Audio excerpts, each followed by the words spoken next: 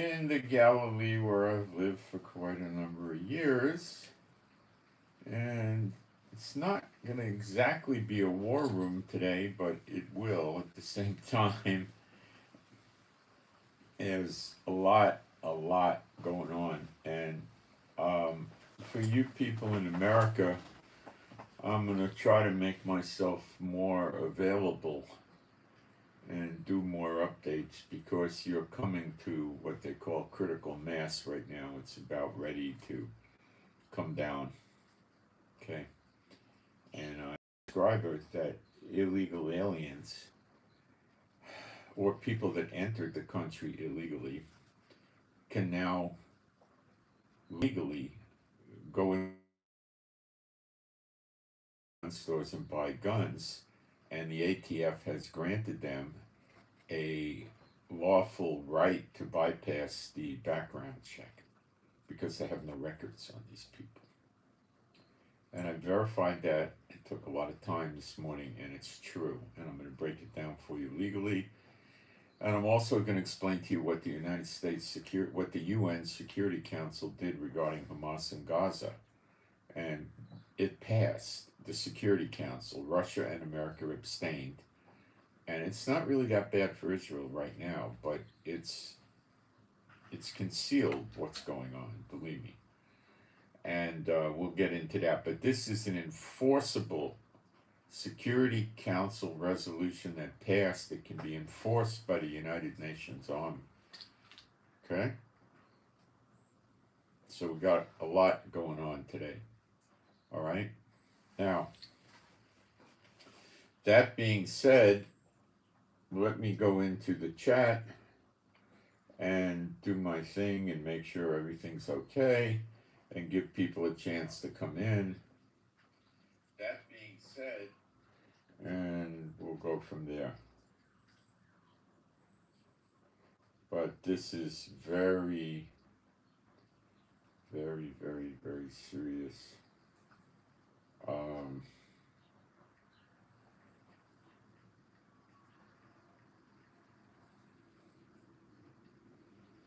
And it'll take not a long time to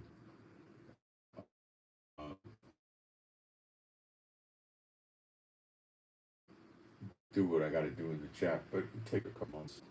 But that's okay. People need to have time to get the notice and actually come in. And that's fine.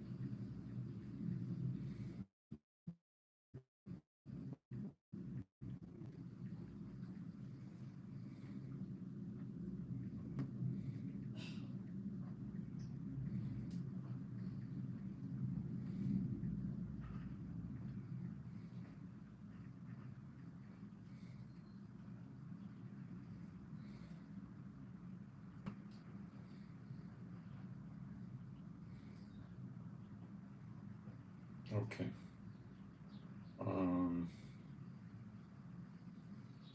Almost there. Change my thing to show all the messages, and we're good to go. Okay, being a Bible believing site, we'll do our praise to the Lord and Yeshua, and then we'll move ahead. There is no God like Jehovah. There is no God like Jehovah. There is no God like Jehovah. There is no God like Jehovah. There is no God like Jehovah. There is no God like Jehovah. There is no God like Jehovah. There is no Messiah like Yeshua. There is no Messiah like Yeshua. There is no Messiah like Yeshua. There is no Messiah like Yeshua. There is no Messiah like Yeshua. There is no Messiah like Yeshua. There is no Messiah like Yeshua. All right. So I'm going to start explaining to how what appears to be illegal aliens are not illegal aliens and how they can buy a gun now, today, in the United States. And they can be members of terrorist states. The government won't know. They can be murderers and serial killers, and the government won't know. Now, to set the stage, the federal government authorities are admitting to up to 12 and 13,000 people per day crossing into the United States from Mexico and from Canada without visas or even passports or identity of any sort. And what happens is they enter illegally, you would say, and then they meet Border Patrol or they report to a given building location of the federal government and declare themselves to be an amnesty seeker. Okay? An amnesty seeker. And they fill out paperwork, which they can do without providing any form of ID, so the federal government doesn't really know who they are. They can capture their fingerprints for sure, but they have no database to run them through. If they come from Iran, or Somalia, or China, or North Korea, or Russia, or Venezuela, or Cuba, or Belarus, or many Muslim majority countries that will not share their records, criminal records, with the United States. There's a ton of countries like that. So great, they got their fingerprints, but they have no foreign reference point. Now, Israel will share France, Germany, UK, Italy, Belgium, will share, but not these other countries. Because America bearing down on their people that hate America. So they got their fingerprints and they got whatever name these people give them. And these cover stories are prepared. Remember, 70% of these people coming in every day, they're admitting to 12,000 a day, 13,000 some days, are 70% are draft age males, which is socially acceptable talk to say they're probably enemy agents from a military, law enforcement, terrorist group, or intelligence agency of another country. And I would assume all of the above. So they get themselves into Mexico, do a border crossing. They're trained inside Mexico by various organizations, including the UN, as to what the forms look like, how to fill them out, what to say, what's going to happen, where the building to turn your form in is, and so forth. So they're given the form and they help filling it out before they enter America. Okay? Then they get into America and all these forms. And are they detained? I don't think so. Maybe a few hours. They're not locked up. And then they assign them a court date. They're given a notice to appear in an immigration court to try their case, whether or not they should be granted amnesty. Now, these court dates run years down the road. Some cases I'm hearing figures 8-10 years. And they're probably never going to fulfill their court date. So what I believe happens is they get an amnesty case number. Maybe they get assigned some type of a number to their person as well. And when they go to a gun store, they present this and say they're exempt from a background check. because it's pointless. There's no background to check. So the gun dealer can, I suppose, call ATF and verify the document they gave him or something like that, right?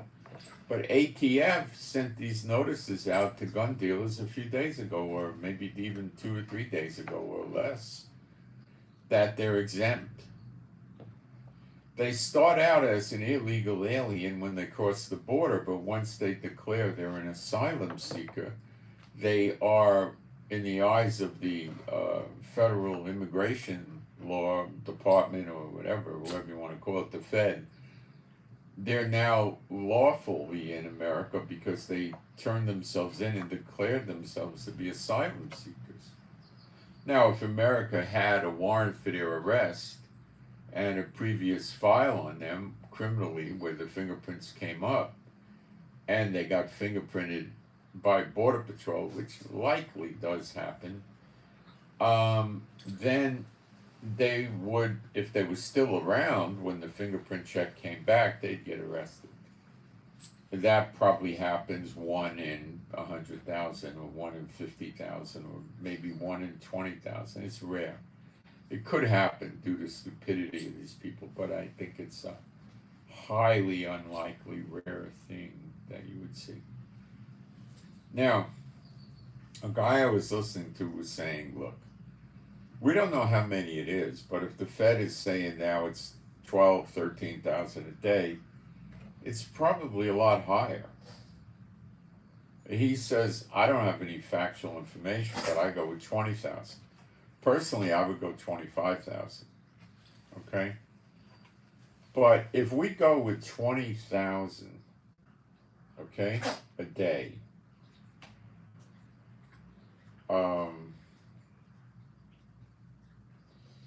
and we use a common 30-day month,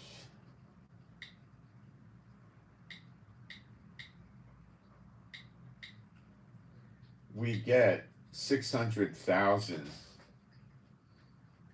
a month. Now, it might be higher.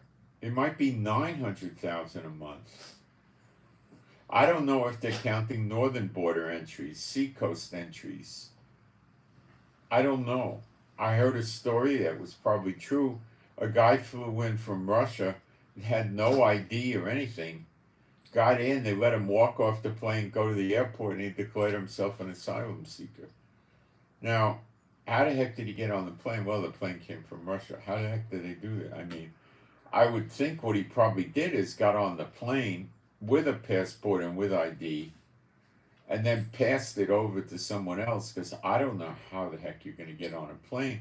Because if you bring somebody in as an airline company and they cannot enter the country and it's a fault of yours, you get paid a stiff fine to send them back. The fine might be $2,500 or $45 or $1,500, but it's enough to make the profits of the airline suffer. They don't like doing it.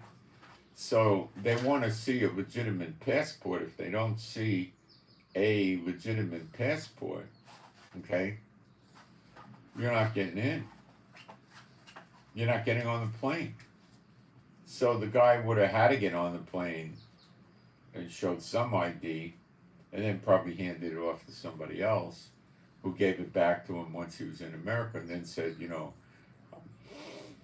I'm John Dostoevsky, and I don't have any ID or anything like that. I'm asylum. But they didn't care. They let him in anyway, let him declare himself an asylum seeker.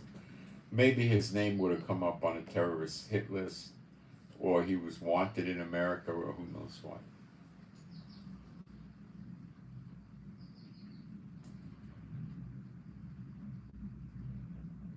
So this has been going on at this volume, I would say, for what, 6 months at least?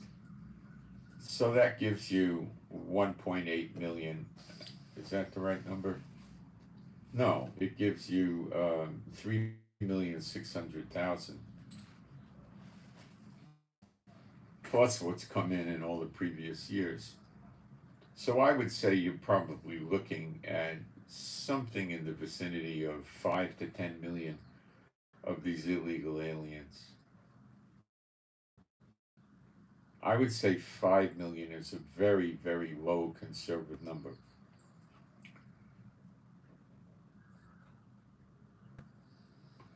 Now, I defy you, that's very strong talk, to give me one reason that would explain this behavior on the part of the Biden administration other than to destroy America. Because he's working with the unclean spirits, and the beast horns are 10 kings who haven't received power yet, who are going to destroy the whore, which is Washington, D.C., burn her and eat her flesh. So Biden is working with the unclean spirits to do this. Okay? Satan and the beast are finished with the whore. She's not performing satisfactorily. This is God doing it, but they think they're doing it. Satan is not a god. Satan is a fallen angel. His powers were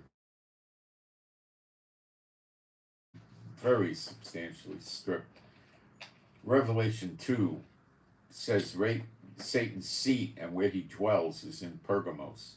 Revelation 2, I think, verse 12. And that was written almost 2,000 years ago, so he's a long time ago kicked out of heaven.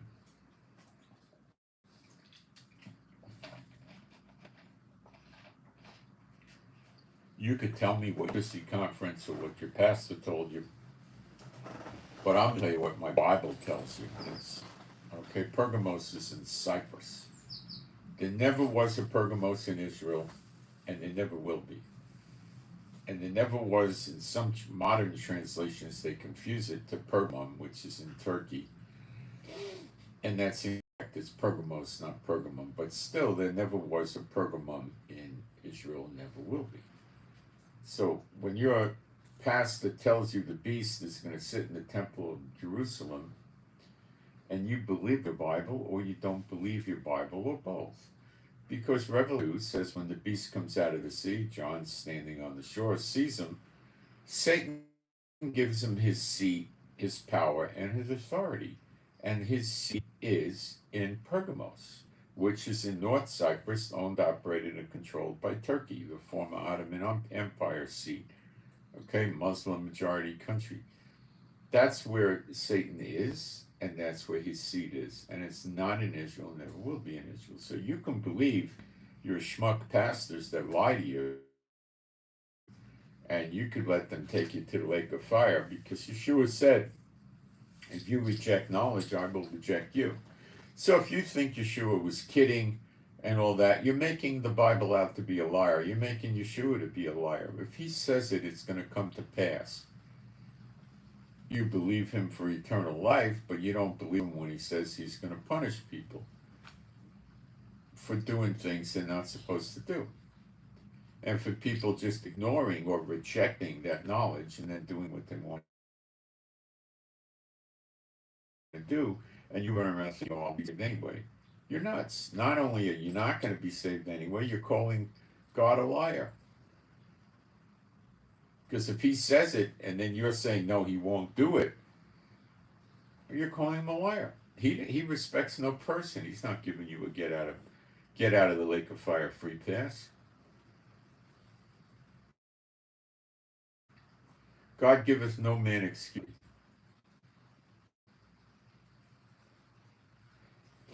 The days of America are coming to an end. Now, I noticed that when I started doing a lot of this on Telegram with Biden working to destroy America and putting America in the snare that God says America is in Jeremiah 50:24, I only lost about 12 people, something like that, not even, from my Telegram.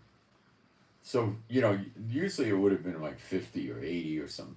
So less and less people are doubting that now. Okay? There are always going to be people that are going to reject it. Because America's got the churches. America's great. We got Thanksgiving. We got Christmas. We got Easter. We got the 4th of July. We're such a nice, good country. Yeah, a nice, good country that keeps kicking Israel down the street like a can. So the other things you're seeing in America is Chicago, New York, and Los Angeles are taking these illegal, one-time illegal border crossers that are now sort of legitimatized asylum seekers and letting them join the police department. And they're issuing them firearms and all of that, making them police officers. Now, I know nothing about them being able to get carry concealed weapons permits without being able to clear a database, so that may not have any applicability. But there's many states that allow for open carry without a permit. So if they get stopped by the police, they get the documentation to show that they have lawfully obtained the firearm. Now, there can be state laws that forbid this. If you're in California, you've got to deal with two sets of forms, the federal government form, the yellow sheet, and also a California state form. So the states, of course California won't stop it, but some states can stop these sales from going through. But many states have no state level ATF that gets involved in this. So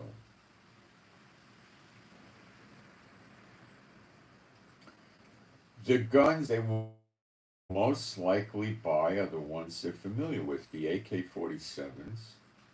Now there's quite a few manufacturers of AK-47s, and they're not hard to find. Or they might buy the AR-15, which costs a lot more money, and I doubt it. And I think they'll go the AK-47, and they'll buy pistols too. Will they buy shotguns? I don't think they understand shotguns. Probably not. Will they buy high-powered rifles? Well, they might. Some of them might buy sophisticated sniper rifles. I don't know. Probably some will. But what they might do is they might just buy more sniper rifle with scope, and it's put together better and more accurate. They might buy those. They might buy the AR-15. I had one of these once by Colt with the heavy barrel, and it's somewhat, and put a scope on it, and then buy 2.223 match ammo, and probably reach out maybe as a sniper possibly 400 or 500 yards. Probably 200 to 300 yards is really the real value of that. Field Armory M1A1 that has a 308 caliber, and they get match ammo for that. That'll probably get out even 600 meters, 600 yards without much trouble.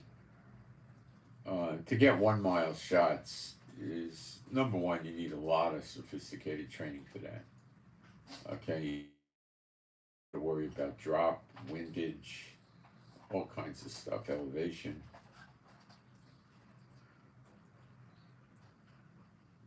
And that usually is going to work with a 50. So, you know, and also they'll buy night optics. They'll buy glasses that let them see at night. Probably, they got plenty of money. They may buy third generation or more recent than that. They'll buy their rifles, those that are going to snipe. They'll probably have 6 to 8 power scopes.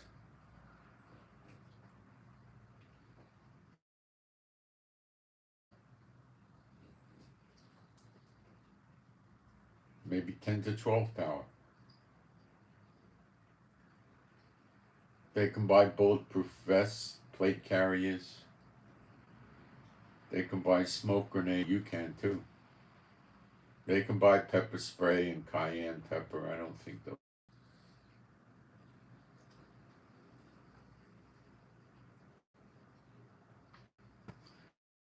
They can buy reloading powder. It comes in cans, like a can of Ajax or something like that. And you can go to the store and buy 10 or 15 cans of that. You know what kind of a LED, an IED, improvised explosive device you can make with that? A good one. You put a kilo of that in, you bomb it, you put, ball bearings around, so they'll go flying, at least 25 feet or something like that, and harm people. You can make it with 10 kilos. How many gun stores are there to go around and just keep buying, go in and buy it over there, Not hard.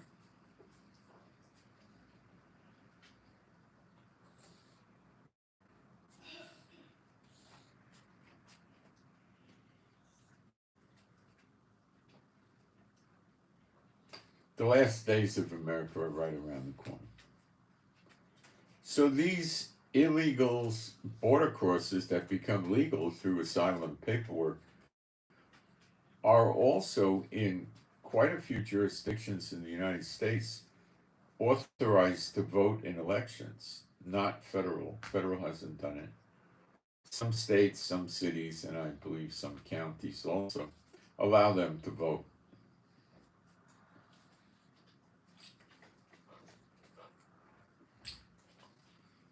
Chief and the police chief hires these illegal aliens like crazy, and the people in the community will have to leave.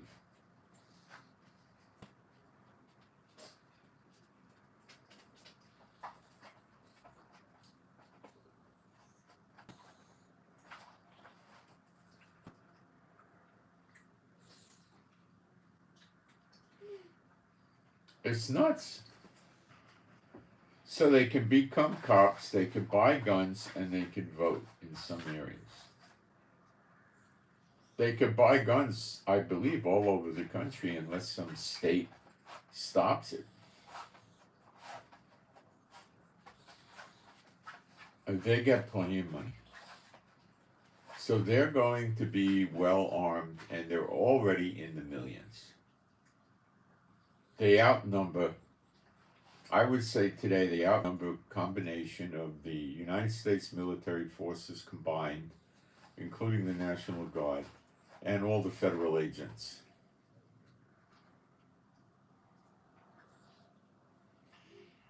If you add in all the police departments, it's probably they still outnumber them.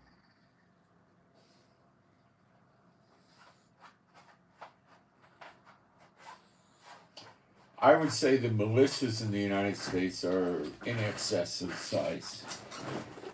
Now, there's people all over the internet that talk about what's going on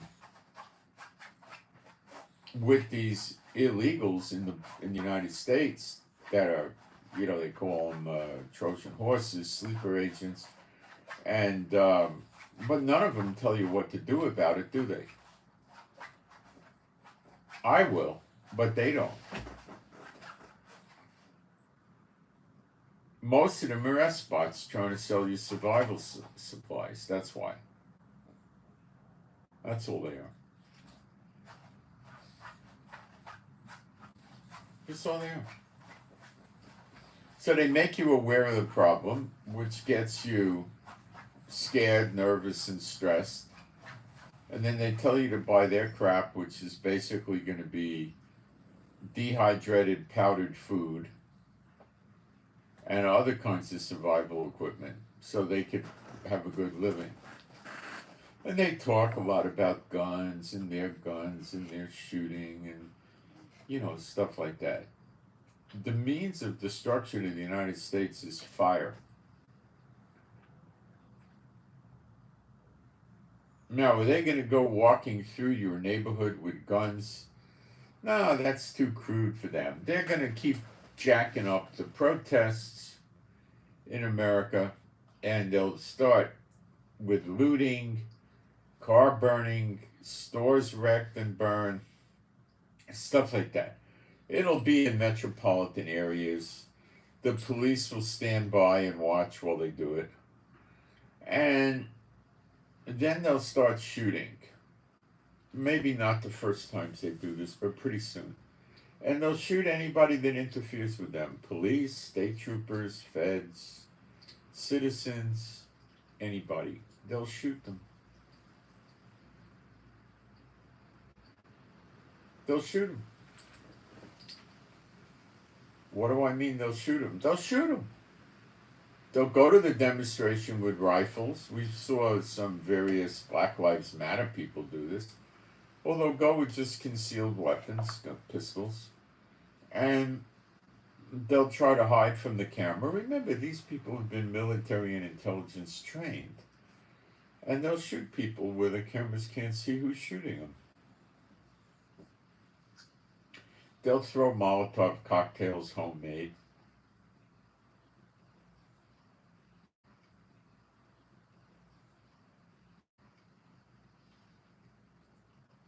They may take weapons from police.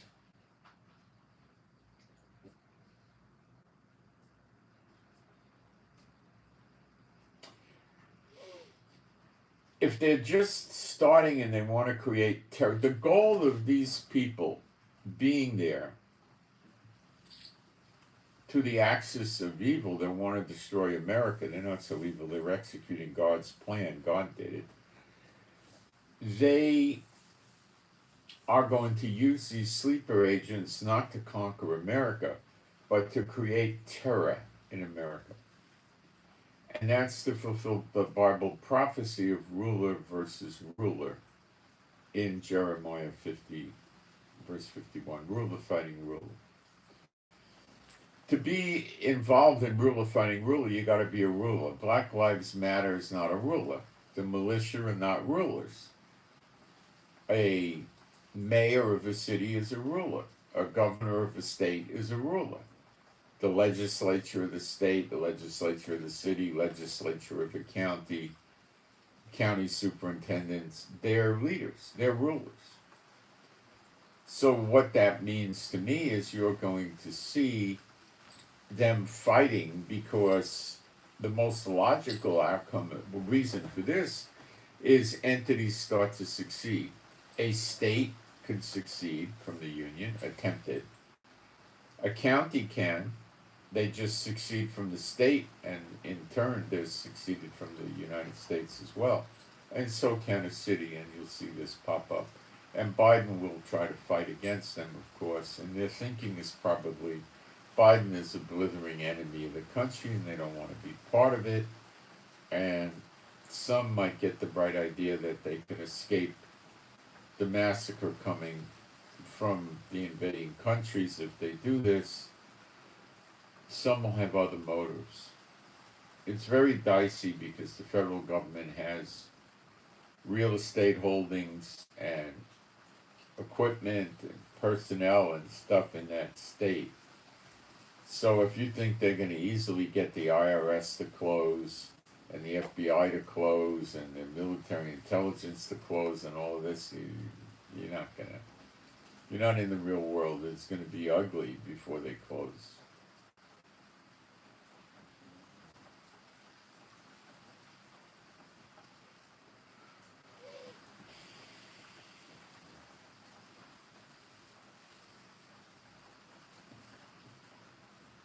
And the purpose of this is to weaken the United States for invasion, and it will do a superb job. It will.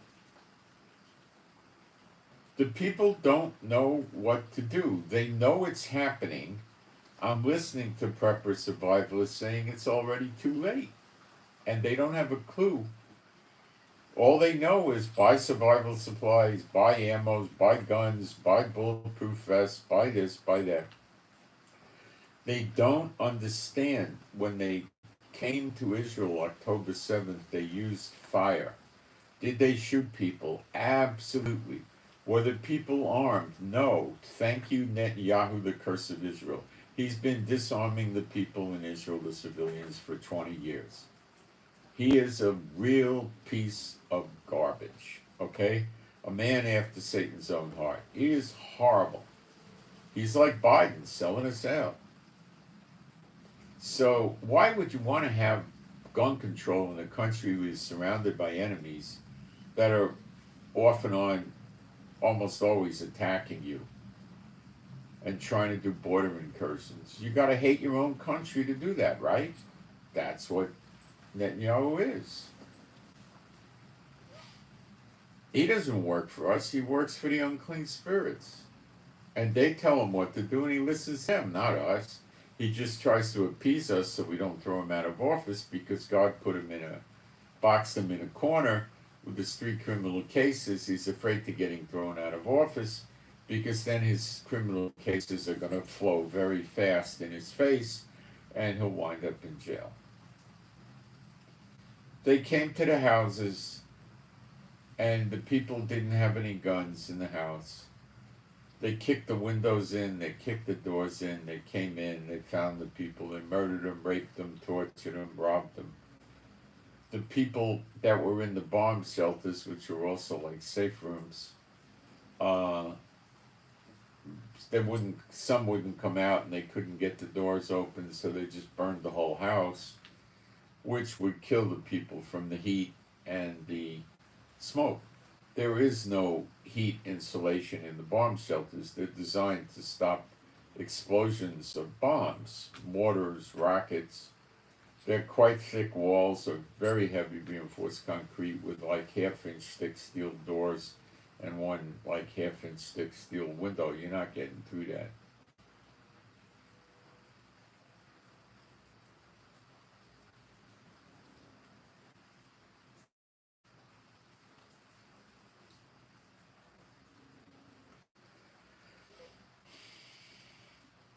When they couldn't get in the house, they burned them. They burned people alive.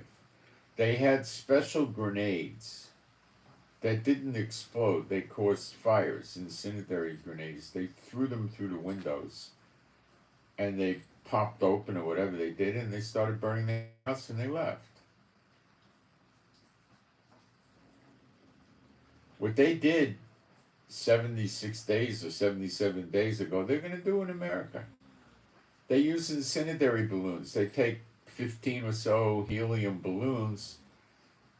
They buy tanks of helium, they get balloons, they blow them up, they tie them to a little lightweight basket, and they put an incendiary device in there, something that's going to catch fire and burn, and it's not going to be put out by rain or winds and stuff like that. So they take the balloons, they put this in there, they light a fuse. It takes a minute or 2 or 3 minutes to fuse, or 5, whatever they want to set for a fuse. They launch the balloon, they watch the wind. When they launch it, it blows over into Israel, gets carried away someplace.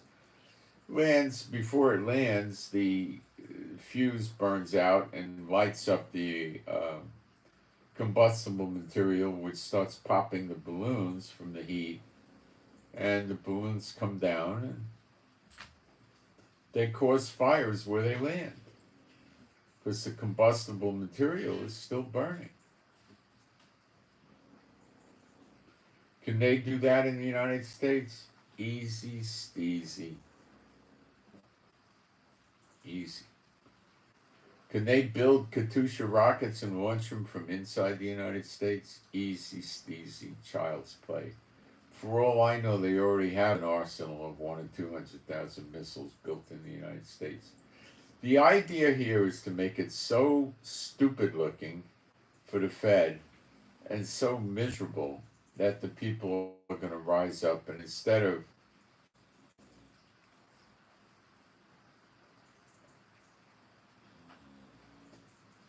make it so miserable that the people are going to want to get rid of their government, and it's too late.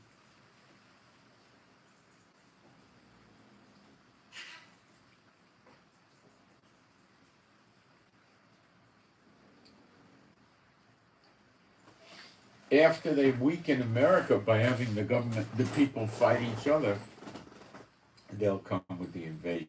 In the meantime, they're drawing down America's military strength. Now, Russia did a decent job with Ukraine. It used its old junky tanks, didn't use much modern equipment, didn't use much modern aircraft. And got the war going.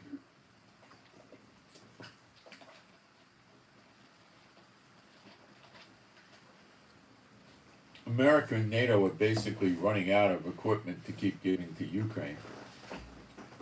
Russia's still going. Russia did draftees, poorly trained them, and sent them into Ukraine to get killed. Russia didn't care. I've told you many times over this year and a half or so that the war's going on that Russia didn't use their crack troops and their good equipment. They kept them home to protect Mother Russia.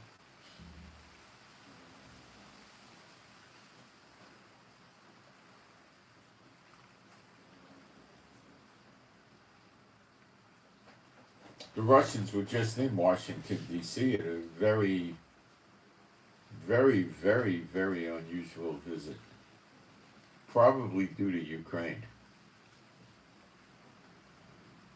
If the United States doesn't keep supplying Ukraine with military equipment, probably by mid or late January they'll cave in.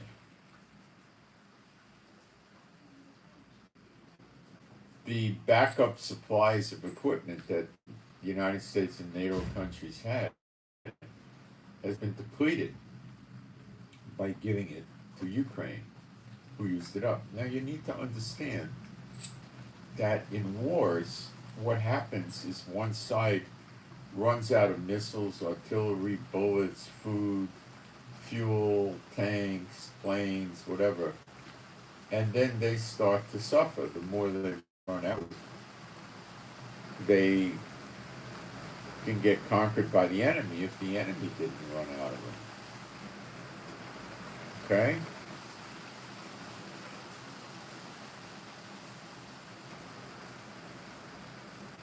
So,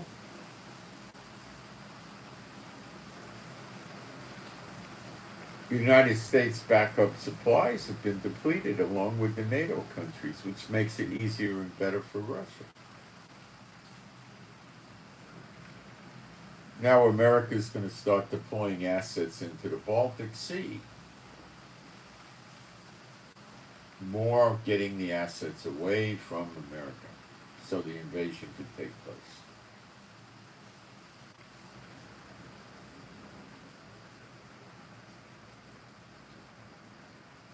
That's part of the snare, to make America as vulnerable as possible for a homeland attack.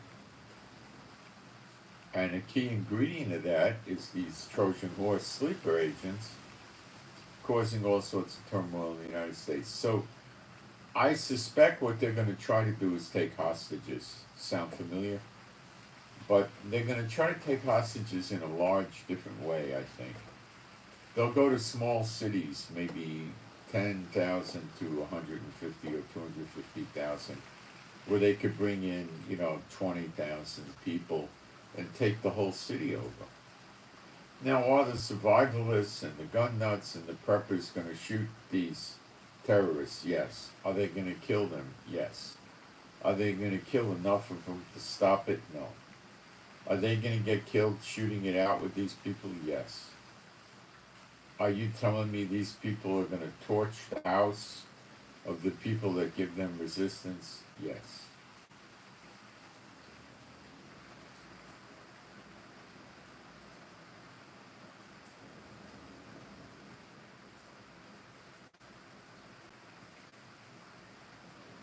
They can conquer small cities and hold the whole place hostage.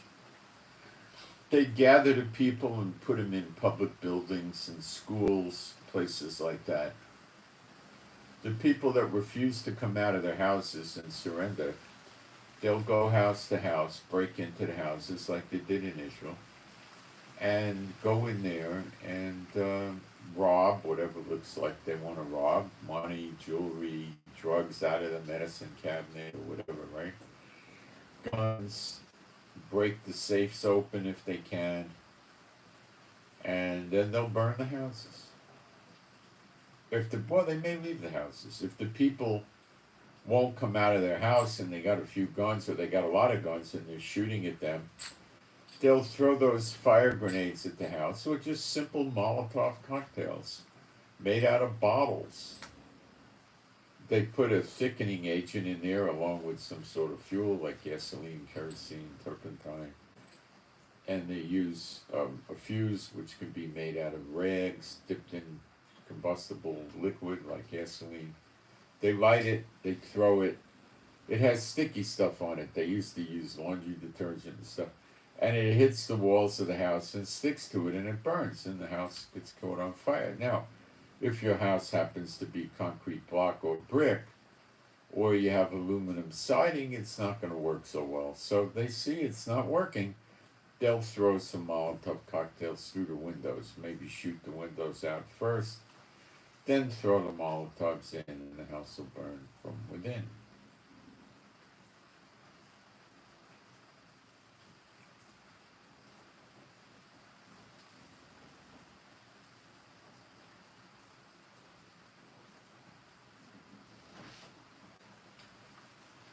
So if the people want to stay in their house and make a last stand move with their guns and shoot them, they'll burn the house.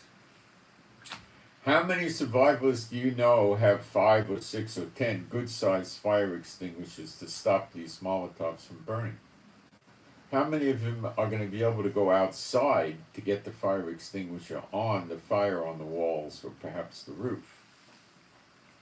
Not many, because they're going to watch the house burn and shoot if you try to come out. If you come out with your hands up, they may take you captive or shoot you. You don't know. Just because you have your hands up with these terrorists, it doesn't mean they're not going to kill you. And the hostages will be raped, children, women, raped, beaten. They feed them rice and water, lock them in dark rooms, tie them up, put them in cages, whatever. I think what they'll do is they'll put them in public buildings, you would call it, like schools, put them in gymnasiums, government buildings, go into Walmarts, put them in there, where they'll have small amount of soldiers watch them with machine guns, AK-47s. They'll search everybody thoroughly to make sure they have no communication devices, no weapons of any sort.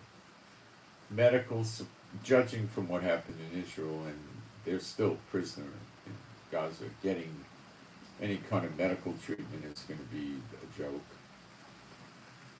People will die in captivity, depending how long it is. And what are they going to require from the United States or the state government or whatever for the return of the hostages? I don't know. If they do it in enough cities, they'll demand the federal government stop resisting them and surrender the country.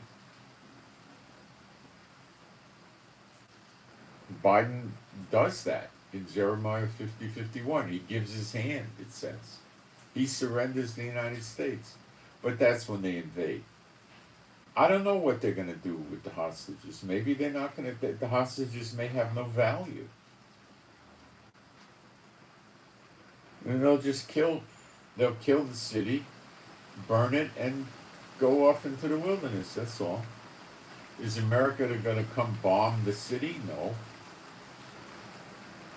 That would be like asking them in World War II to bomb Auschwitz. They didn't do it. They're not going to bomb the cities of America. Are they going to send special forces in to go in there and... No. No. They may go through the motions once or twice, but they're really not going to do that.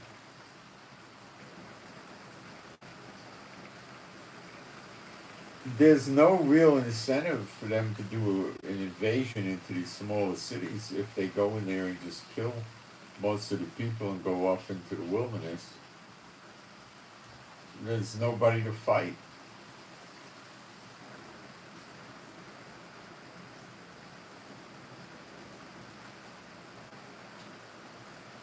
How long does it take? It takes hours. Based on what happened in Israel, it's several hours. I mean, it could be 3-4 hours. And they engage the soldiers and they engage the police, and they'll come in thousands. So if you're talking of a city of 100,000, they would come in size of probably 7,500, 10,000. But they're not going to start. They'll start with a city of 5, 10, 15, 25,000. They'll go in 2, 3,000, like they did in Israel, and they'll conquer them. Will they take losses? Sure. Will they care? No. They're jihadists. They're ready to die. For the great rewards they're told they'll receive in heaven, including 70 or 71 virgins.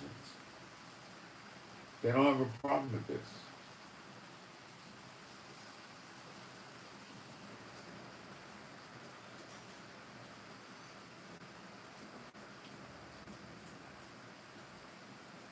Will the survivalists and the preppers kill these people? Yes. Will they overcome them? In very rare instances, they will. Generally, they're disjointed, broken up, and it won't work. What about communities where you got 40, 50,000 people and, maybe 3,500 are in the militia? How will they fare? They'll probably win. But the chances of these terrorists attacking a city like that or a county like that is nil. They have intel. They won't go there. What for?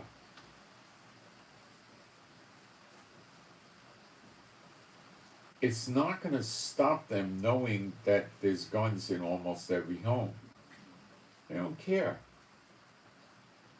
Are they going to go after the blue states where there's more gun control and less guns? Maybe, but I doubt it. Ask yourself what's the most terrifying, horrific stuff they can do to scare the people crazy. And that's what they're going to do. And what is that? Attacking communities, raping, killing people, bloodthirsty, burning stuff, robbing and looting, and I don't know about the taking hostages. Gaza's like its own country. They took them back to Gaza. Where are they going to take the hostages in America? It may not be feasible. Is it something where they may want to, hold this piece of territory with the hostages? Yeah, possibly.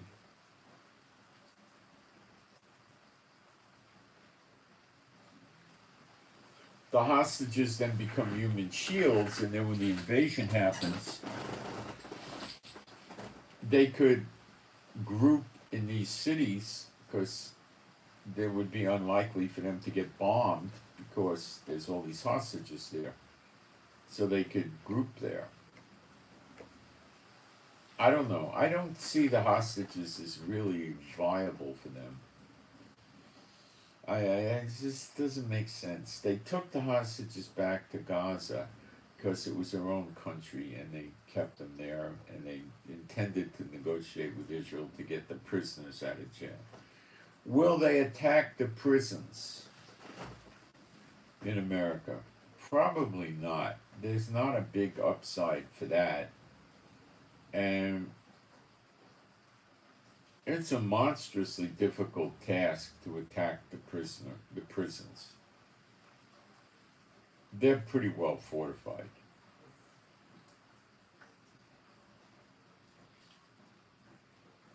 I mean, if they had 25 rocket-propelled grenades, and they went to a big prison like San Quentin and started shooting rocket-propelled grenades at all the gates until they got access, they would get in.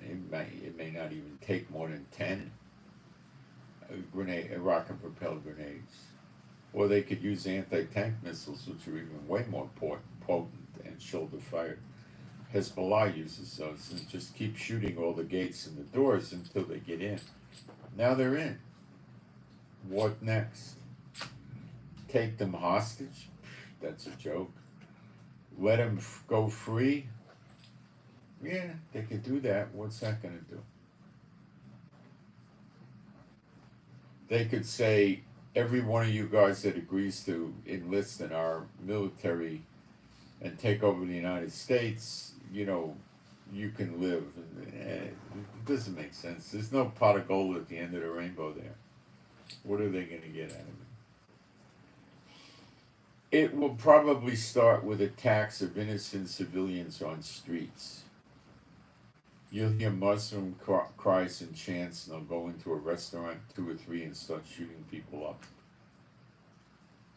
Will people draw their own weapons and shoot back at them and kill them? Yeah, that's what happens in Israel. They keep doing it hundreds and hundreds of times. Will they rip people out of their cars and beat them, rape them, pillage them, steal their cars and their money and all that? Yeah. Yeah.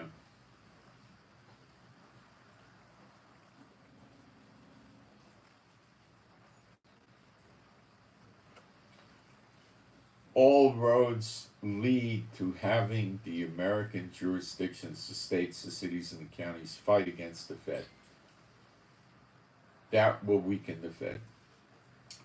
Terror will make the people in these states, cities, and counties want to do it, to end the terror. And they'll be angry like at Netanyahu, like you won't believe.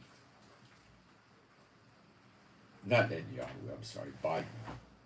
Same jerks, like friends. I'll be back in a minute. We'll talk about what the UN just did, which is very important with Hamas. And it's not that bad on the surface, but it will be when you look at it. Okay, Chief, am I going to get out of here? Let's see.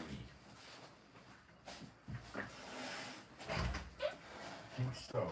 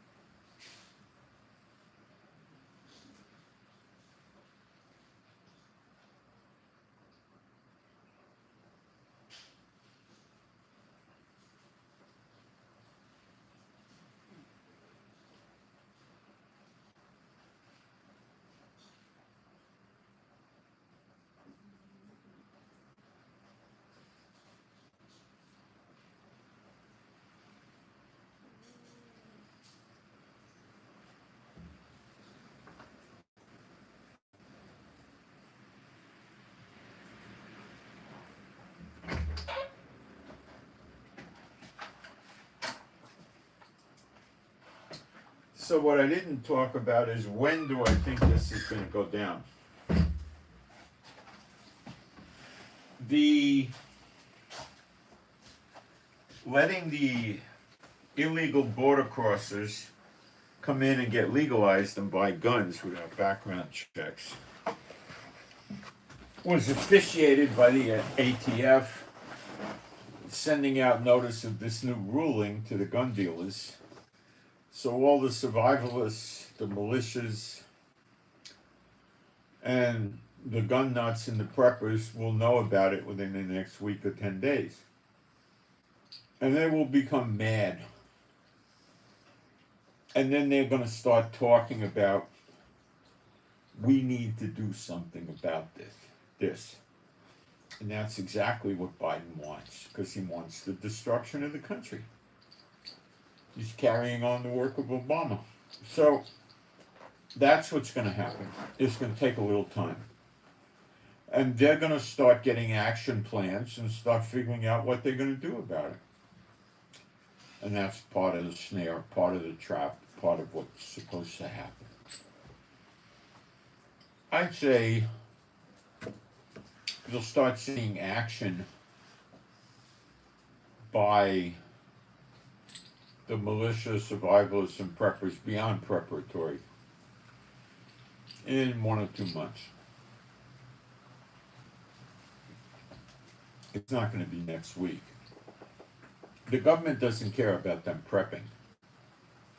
When they start taking action, doing things about it, I don't know exactly what they're going to do yet.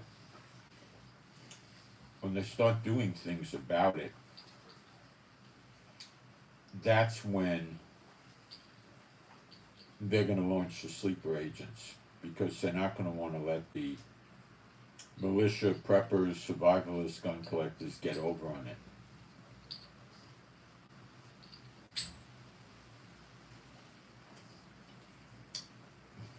They may try to do something to stop regular people from buying certain kinds of guns or ammo, to make it more inflammatory to the preppers, survivalists, gun nuts, and militias. They want them mad. They want them angry. They want them to do something about it. The militias have all been run by despots for years. And they've contained them remarkably well for years. Witchcraft, sorcery, spells, enchantments. And these are the days when they're going to unleash them. And this is part of the plan. Okay? Now, a lot of people can't stomach this, put up with it, believe it, they fail. It's too painful. They don't trust God. They don't really study their Bible. They don't know what's going on. They don't even want to know what's going on.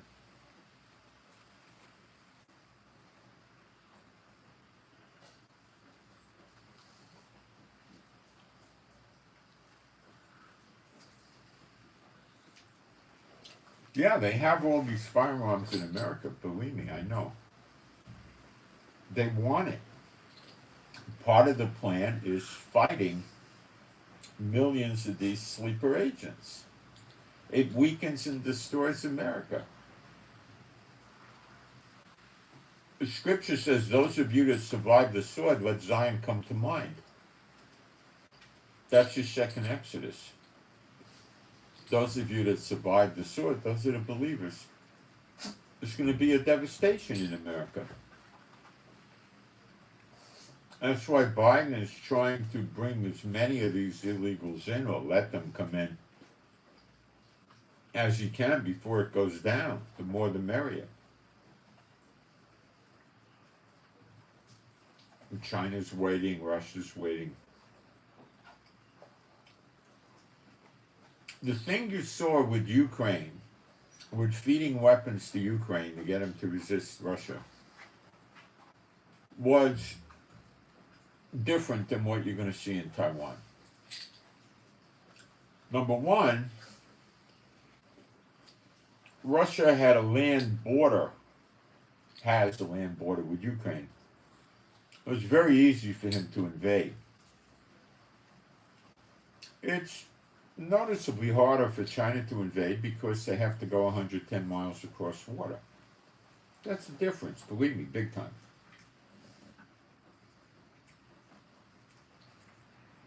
The Chinese military is much larger than the Russian military. maybe as sophisticated, maybe less sophisticated, maybe more sophisticated, maybe better weapons, maybe worse weapons, maybe the same. We're not going to know until it actually starts the fighting.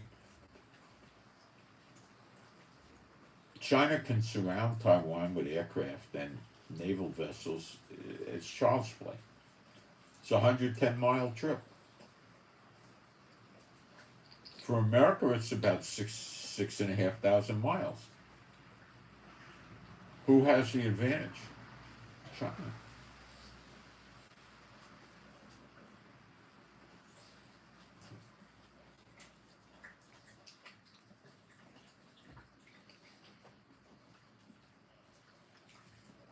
Can America bring weapons and supplies, even reinforcements and soldiers, into Taiwan once the fighting starts? No. Because all the Chinese warships will attack it.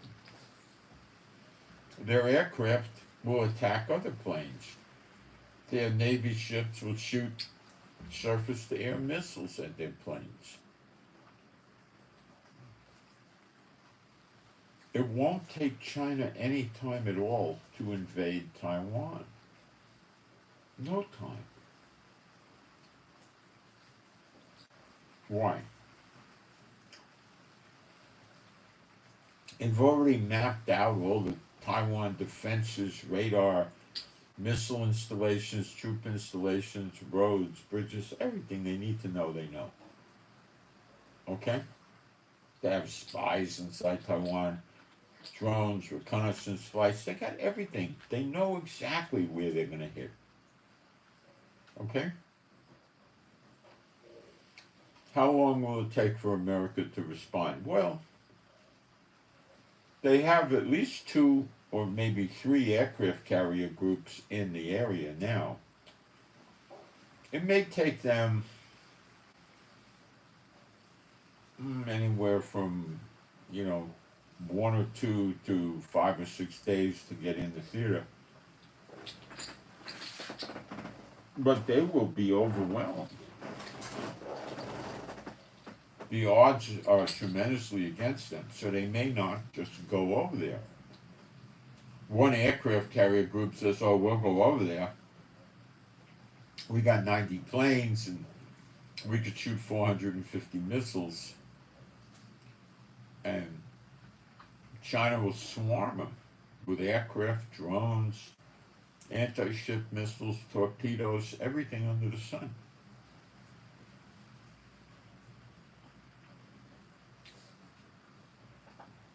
To fight China seriously, I'd say the minimum they need is 6 aircraft carrier groups. And that's bare bones minimum.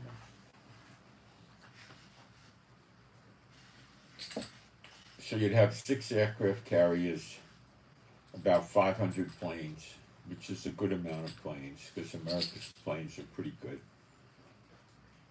And you'd probably have 36 escort vessels.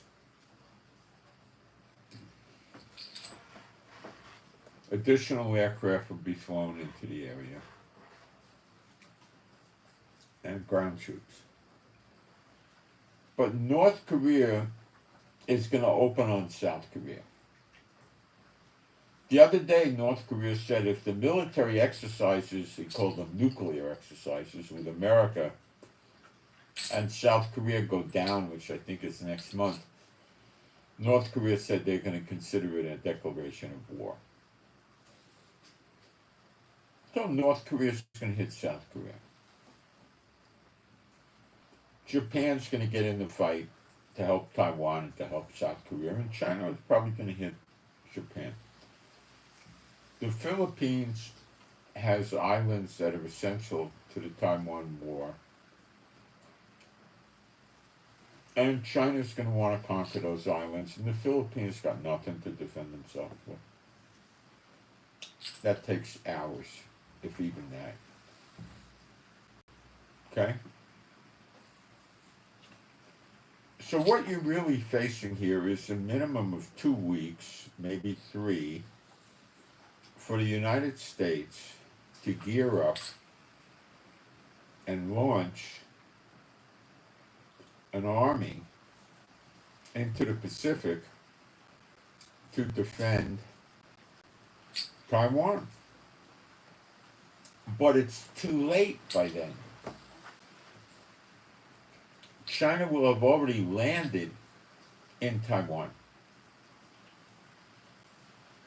And they'll have, maybe 50, 100,000 soldiers, tanks, helicopters, armored personnel carriers, all sorts of stuff in Taiwan.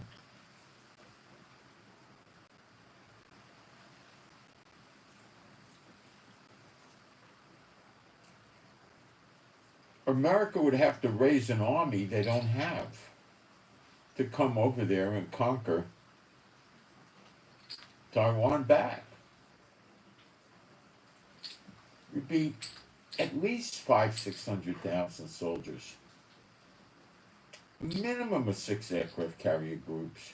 You'd probably need 90 warships and your 6 aircraft carrier groups. Then you need an additional 400 or 500 aircraft in different locations. You'd need 10 or 12 submarines, if not 25. You'd need minesweepers. You'd need air refueling tanker planes. You'd need Navy resupply ships, minesweepers, mine layers. It's a massive thing. How can America supply this to the Taiwan, South Korea theater? Remember, you're going to have multi-front war in the Pacific. You're going to have a war in North and South Korea. You're going to have a war against Japan, believe me. You're going to have a war against Taiwan, and you're going to have a war against the Philippines, and maybe Guam. Now, at the same time, Russia is fighting against Finland, Latvia, Lithuania, Sweden, Denmark, Norway, Poland, Romania, Georgia, whatever. All or some of the above. So now NATO is stretched very thin in Europe because they got to worry about the Pacific. But in the middle of this, Iran lights up the Middle East and forces America to invade. Now, it's an obvious one. They're going to have to invade the Houthis. They've already been deploying military assets in Iraq and Syria to protect their bases. They've already deploying military in Kuwait, 13,500 troops. Bahrain, Qatar, probably between 2,500 and 5,000 troops there. UAE, maybe 5,000 troops. Jordan, probably 5,000. Saudi Arabia, it's unclear. Oman, about 2,500.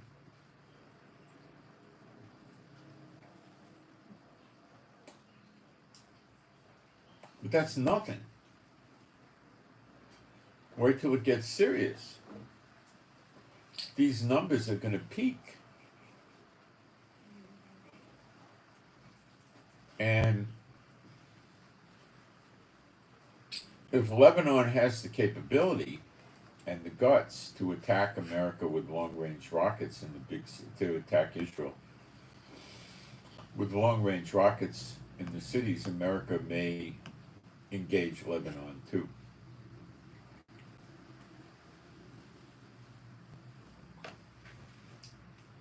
And all roads are going to lead to America engaging Iran in some way.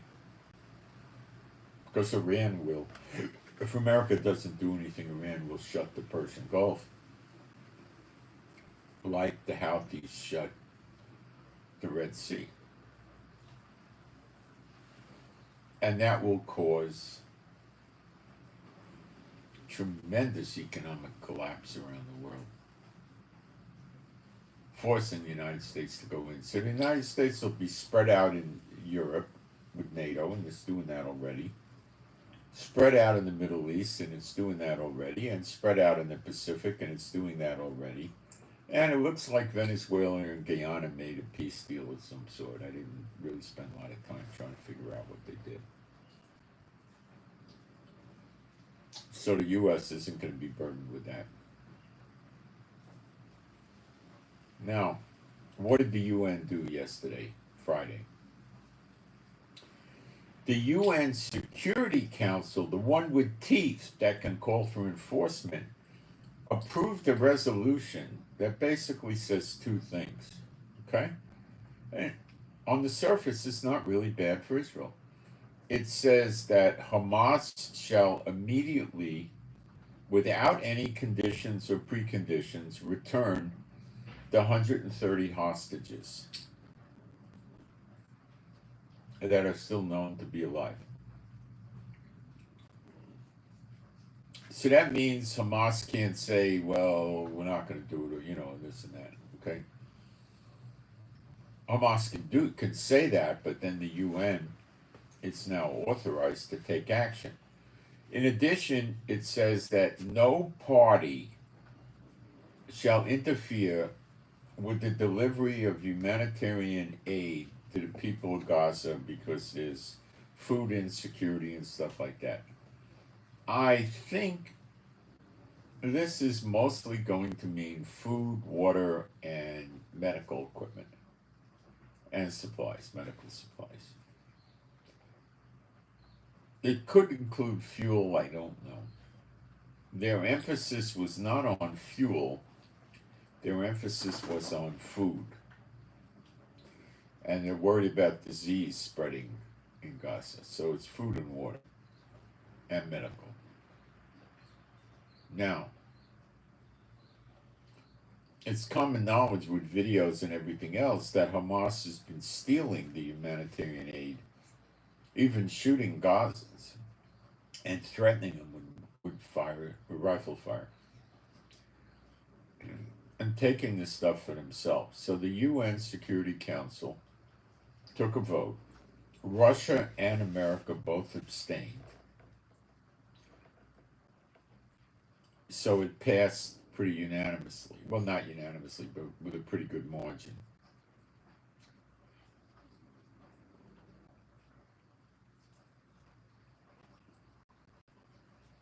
What this means is if Hamas doesn't abide by these rulings, the UN can send soldiers in there to take action against Hamas. Is this going to happen? If they do,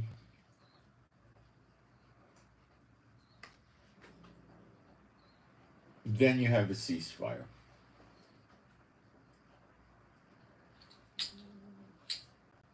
But it's not called a ceasefire.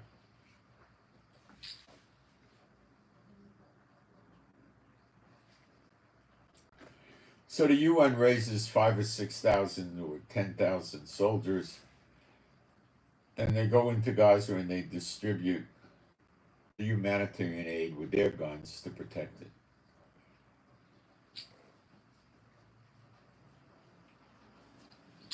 Well, Israel has to shut down the fighting.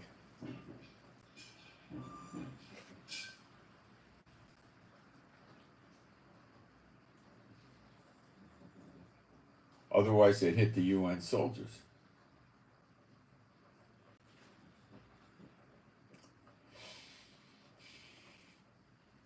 Then when the UN soldiers are already there, they'll make another resolution that says the Hamas stays in Gaza and our soldiers will stay here for an indeterminate period of time to make sure no rockets or missiles or anything else gets launched into Israel.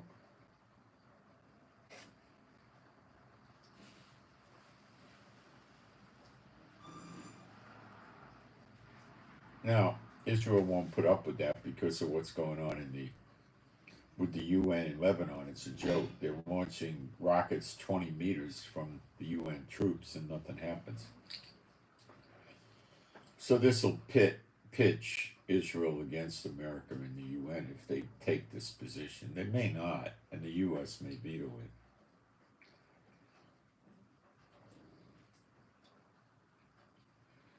It will require starting in the UN General Assembly and then being approved in the General Assembly and then going to vote in the Security Council. And it has to not get vetoed by anybody, and then it could be a law. If one country vetoes it, like America, it's no law.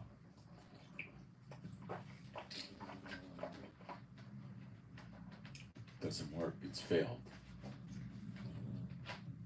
General Assembly resolutions are just like public opinion pieces, they're not enforceable. Will Hamas immediately surrender? It's telling them immediately, without preconditions or without conditions, surrender the hostages. Is Hamas going to do that? I would give it an overwhelming no. Why? Once Hamas gives up the hostages, Netanyahu will start flooding the tunnels like there's no tomorrow and bombing them like there's no tomorrow from the ground, putting explosives in the entrances and going to town and try to kill them and wreck the place. Okay? They know it. Hamas knows it. So what are they going to do? Well, they could start with, we don't know where all the hostages are. And then what they're going to get back immediately in a few minutes is fine. Give us the ones you have for now. So to shut them up, they're going to have to come up with probably 50 or 70 hostages. Which is a good thing if they do it, but I don't think they're going to do it. They may try to give a few up to get off the hook, like 20 or 30. I don't think the UN's in any mood for that. I don't see them giving the hostages up. They're going to sit there and say, great, let the UN come in. The UN's going to be more merciful on us than Israel. So they can't both be fighting here. That's probably not going to happen. So let them come in. So we won't give the hostages back. The UN's afraid to do anything like harm civilians and stuff like that. Do you think the UN is really going to fight against Hamas? No. No.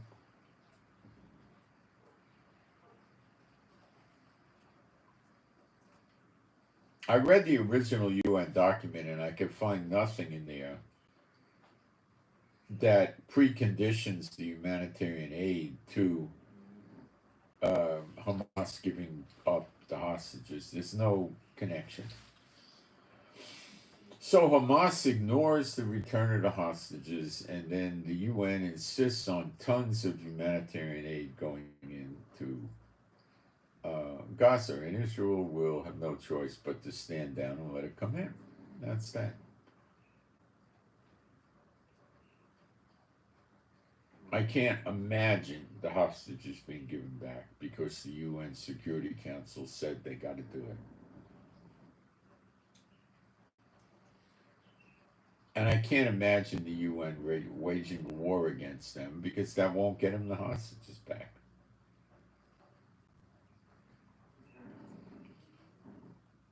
I was shocked to see they put the hostages in there. But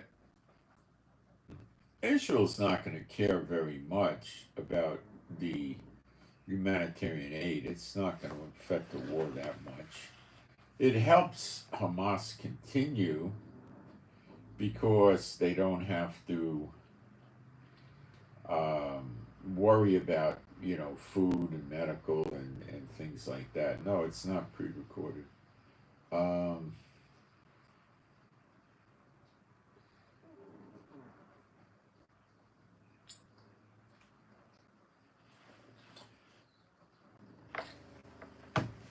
So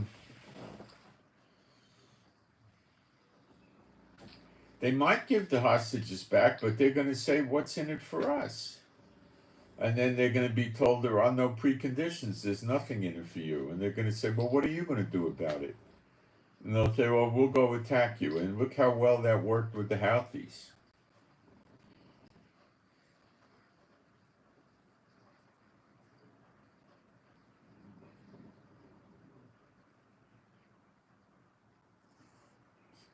When you see the government of Israel and the fat cats, the S-spots with the money, get destroyed, which you will see, it's in Ezekiel 34, then you know you're very, very close. When you see the witness called Elijah start training the Levites to do the offerings in the next temple, you know you're very, very close. When you see the next temple come here, then you know you're very, very close. When you see the tabernacle come here, you know you're very, very close. But the big things to watch for are the emergence openly of the two witnesses, Apostle John and Elijah, and the destruction of the government and the rich industry owners and business owners and those guys will happen before Zechariah 12. So when you see that, you know Zechariah 12 is on the way. So those are the two big things that are going on. And if any of you got any ideas how I could help people in America, and Canada's probably going to be affected in some way. Canada is not the daughter of Babylon. They're not the great voice. They're not the whole hammer of the earth, the hammer of the whole earth. They're not going to get the same punishment and judgment that the daughter of Babylon gets. But they're probably going to get caught up in the fracas because they're not innocent. But you're people in Canada, it's wrong to assume you're in the daughter of Babylon. You're not.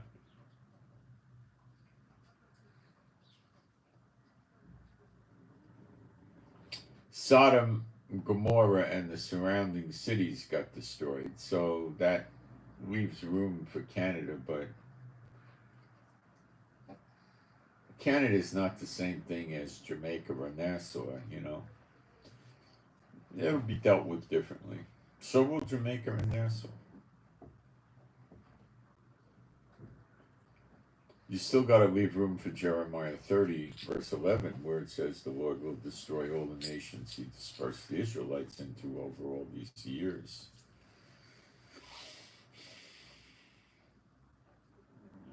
And most people are not aware of that and they don't want to accept it.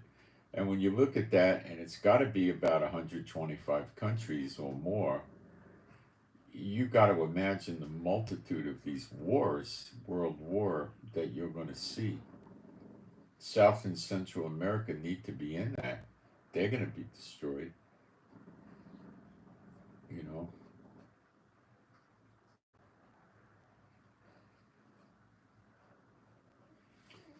Let me know if there's anything I can do, if I should talk about things, or, I don't know. And buying guns a great idea? In my opinion, try to stay out of the fight altogether and just wait to get out of there and come to the wilderness, and then Israel. Just don't bother with it. You're not going to save the place.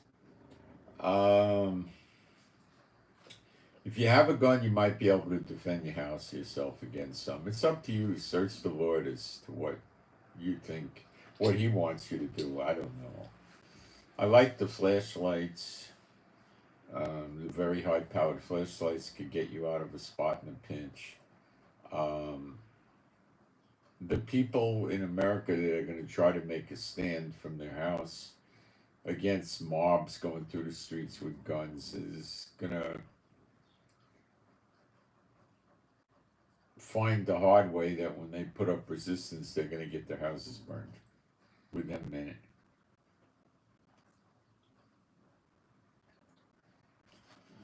And none of the malicious survivalists and the preppers are prepared for that, nor do they expect it, but that's what will happen.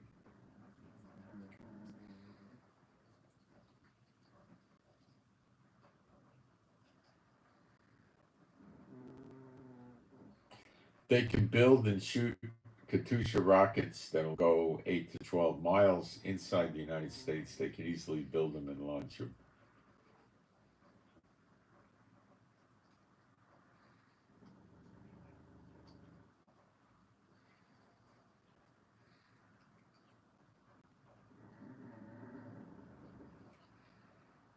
Hmm.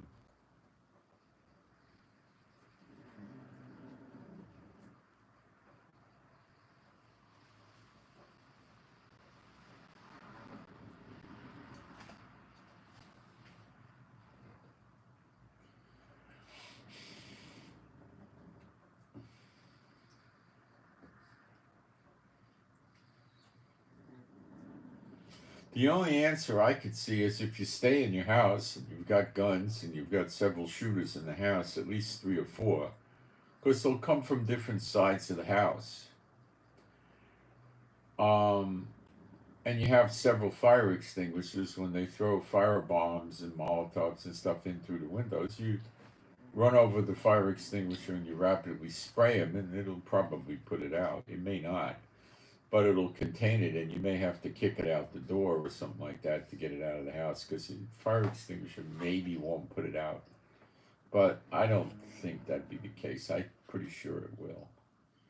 So that would be very helpful, you know.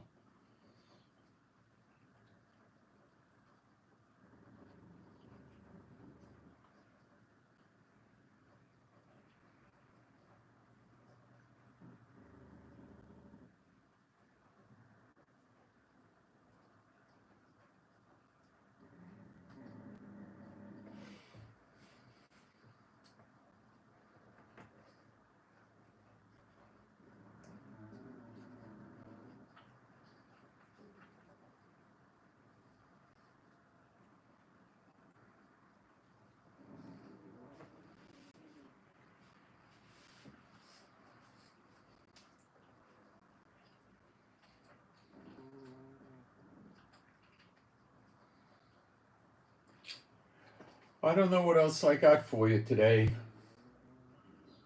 I think this is a mouthful. It really is a little unclear what they're trying to do with Hamas and Gaza. It's not crystal clear. It might be nothing more than what they say it is. They're trying to get the hostages back. Biden needs them back politically. If they don't give them back, Biden is going to do something. I don't know what, but he's going to do something.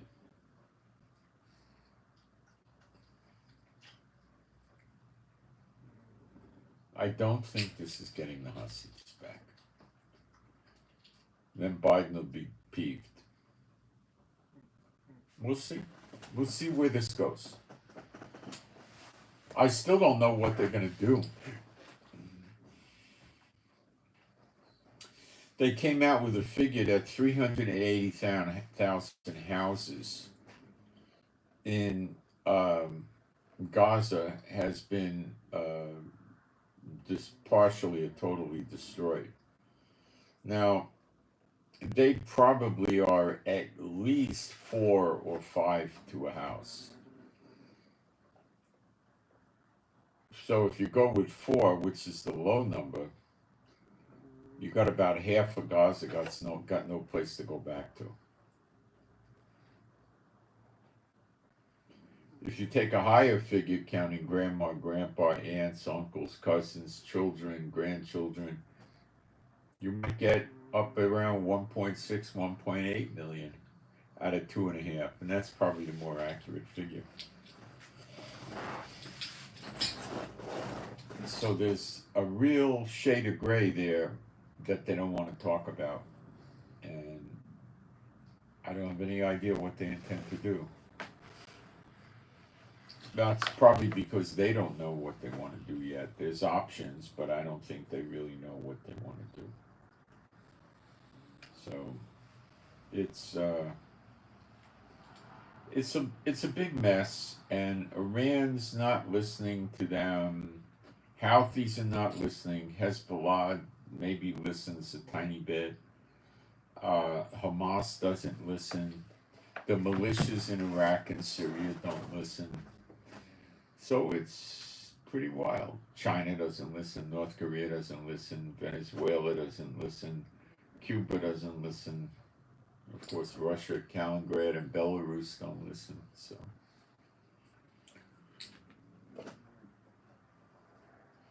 prepping, survivalist stuff like that is not your answer. They're not going to make it. It's being in right relationship with Yeshua HaMashiach and having faith and waiting for his deliverance out of there. That's all. It's not the rapture. But he'll get you out of there. He'll deliver you from the wrath to come, and that's it. You go to Israel. So that's the only thing you can do is wait. You can't really go to Israel now. Then you can come in as a tourist, and then after 3 months, you'd have to take off and go someplace else and come in as a tourist again or something like that. It's not easy.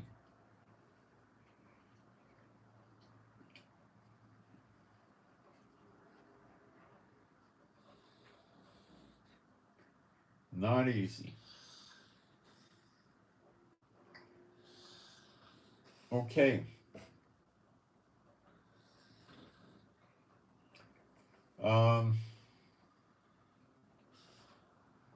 If any of you can think up things that I could do to help, I'll try, to come up with stuff. But I'm trying to educate the people as to what to expect from these sleeper agents based on what they did in Israel 2 months ago. It's going to be similar.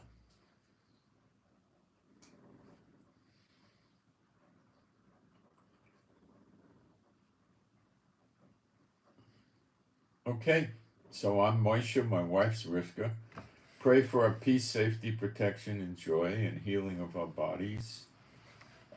Pray for my abdomen and my hernia and my vision, please. Thank you. Oh, we do have a prayer request.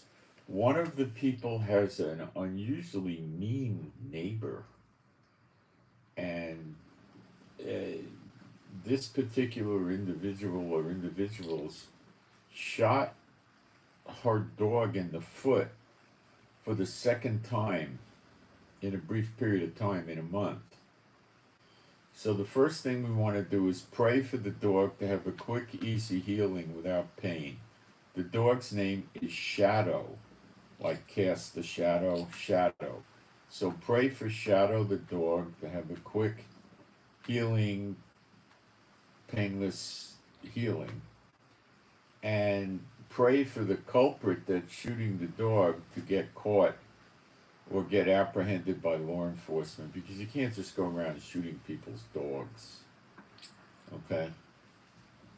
So pray that they get stopped and don't do it anymore and law enforcement gets on. There's really mean people around.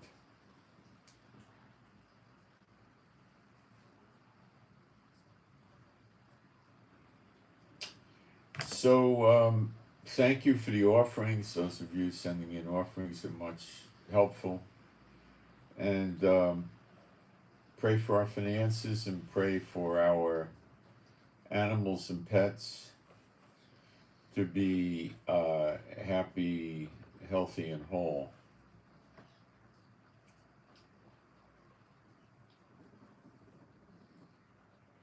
And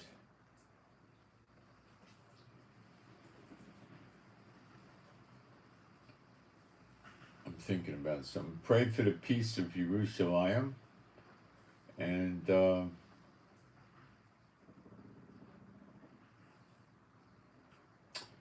what I got for today. So I'm out, and I send my Shabbat Shalom to all those who love Yeshua HaMashiach, and I gotta go back and deal with the rain.